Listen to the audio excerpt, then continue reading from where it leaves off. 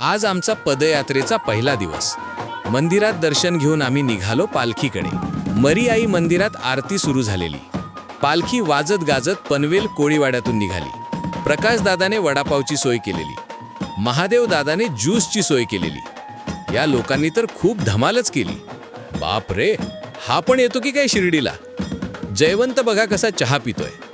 पालखीचे जंगी स्वागत बघून मन प्रसन्न झालं. पुढेच या दादाने चहाची सोय केलेली नि ताईनी मसाले दुधाची. मला पण मोह आवरेना. या सर्व ताई नाचण्यात दंग झाल्यात. पालखी पनवेल येथील साई मंदिरात आली. आरती झाल्यानंतर दर्शन घेऊन पुढे निघालो. या साई सेवकांनी वडापावची सोय केलेली.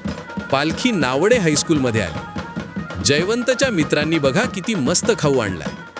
माजी आमदार बाळाराम पाटील यांनी रात्रीच्या महाप्रसादाची सोय केलेली.